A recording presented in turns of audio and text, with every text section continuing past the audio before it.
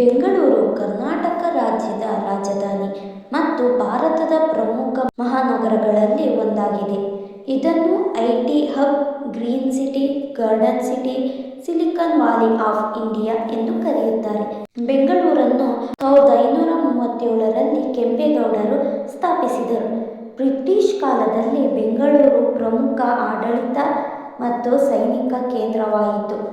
ವಿವಿಧ ರಾಜ್ಯ ಮತ್ತು ದೇಶಗಳ ಜನರು ಇಲ್ಲಿ ವಾಸವಿರುವುದರಿಂದ ಮಿಶ್ರ ಸಂಸ್ಕೃತಿ ಎಂದು ಕರೆಯುತ್ತಿದ್ದರು. ಭಾರತದ ಅತಿ ದೊಡ್ಡ ಐಟಿ ಕೈಗಾರಿಕೆ ಕೇಂದ್ರ ಬೆಂಗಳೂರು. ಬೆಂಗಳೂರು ಒಂದು ಇತಿಹಾಸ, ಸಂಸ್ಕೃತಿ, ಹಸಿರು ಪರಿಸರ, ತಂತ್ರಜ್ಞಾನ ಮತ್ತು ಆಧುನಿಕತೆ ಒಂದೇ ಜಾಗದಲ್ಲಿ ಹೊಂದಿರುವ ಭಾರತದ ಅತ್ಯಂತ ಚುರುಕು ಮತ್ತು ಅಭಿವೃದ್ಧಿ ಹೊಂದ ಮಹಾನಗರಗಳಲ್ಲಿ ಒಂದಾಗಿದೆ.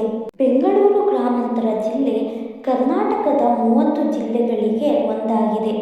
ಬೆಂಗಳೂರು ಗ್ರಾಮ ಮತ್ತು ಬೆಂಗಳೂರು ನಗರ ಎಂದು ವಿಭಜಿಸಲ್ಪಟ್ಟಾಗ 1986ರಲ್ಲಿ ಇದನ್ನು ಸ್ಥಾಪಿಸಲಾಯಿತು. ಬೆಂಗಳೂರಿನ ಹಳೆಯ ಹೆಸರು ಬೆಂದಕಾಳೂರು, ಬೆಂಕಿಪುರ ಎಂದು ಕರೆಯುತ್ತಿದ್ದರು. ಬೆಂದಕಾಳೂರು ಎಂಬ ಕತೆ ಹೆಚ್ಚು ಜನಪ್ರಿಯ. ಯಲಹಂಕ ಸಮೀಪದ ಕೋಡಿಗೆಹಳ್ಳಿ ಗ್ರಾಮದ ಸಮೀಪ ಒಂದು ಸಣ್ಣ ಹಳ್ಳಿ ಇತ್ತು. ಅಲ್ಲಿಗೆ ಹೊಯ್ಸಳ ದೊರೆ ಬಲ್ಲಾಳ ಬೇಟೆಗಾಗಿ ಹೋಗುತ್ತಾರೆ. ಆಗ ದಾರಿ ತಪ್ಪಿ ಸೈನಿಕರೆಲ್ಲ ಬೇರೆ ಬೇರೆಯಾಗುತ್ತಾರೆ. ಬಲ್ಲಾಳ ಏಕಾಂಗಿಯಾಗುತ್ತಾನೆ. ಹಸಿವು ಮತ್ತು ದಾಹವನ್ನು ತಾಳಲಾರದೆ ಕಣ್ಣಿಗೆ ಬಿದ್ದ ಗುಡಿಸಲಿಗೆ ಹೋಗಿ ತಿನ್ನಲು ಏನಾದರೂ ಇದ್ದರೆ ಕೊಡಿ ಎಂದು ಅಲ್ಲಿ ಕೇಳುತ್ತಾರೆ. ಆಗ ಆ ಗುಡಿಸಲಲ್ಲಿದ್ದ ಮುದುಕಿ ಒಂದಿಷ್ಟು ಬೆಂದ ಕಾಳು ಮತ್ತು ನೀರು ನೀಡುತ್ತಾಳೆ. ಹಸಿವು ನೀಗಿಸಿಕೊಂಡು ರಾಜ ಬಲ್ಲಾಳ ಮುದುಕಿಗೆ ಬಹುಮಾನ ನೀಡಿ ಆ ಗುಡಿಸಲಿನ ಪ್ರದೇಶಕ್ಕೆ ಬೆಂದಕಾಳೂರು ಎಂದು ಹೆಸರಿಟ್ಟನು. ಬೆಂದಕಾಳೂರು ಇದು ಒಂದು ದಂತಕಥೆಯಿಂದ ಪಡೆದ ನಗರಕ್ಕೆ ತಿಳಿದಿರುವ ಅತ್ಯಂತ ಹಳೆಯ ಹೆಸರು.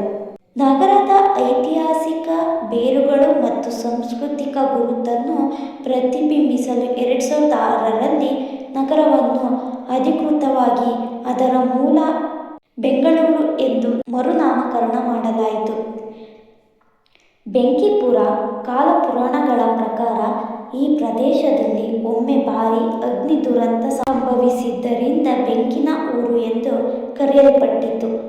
ವಿನಾಯಕಪುರ ಅಥವಾ ಕಲ್ಯಾಣಪುರ ಹಳೆಯ ಶಾಸನಗಳಲ್ಲಿ ಬೆಂಗಳೂರು ಭಾಗವನ್ನು ವಿವಿಧ ಕಾಲಗಳಲ್ಲಿ ಇಂತಹ ಹೆಸರುಗಳಿಂದ ಉಲ್ಲೇಖಿಸಿದ್ದಾರೆ.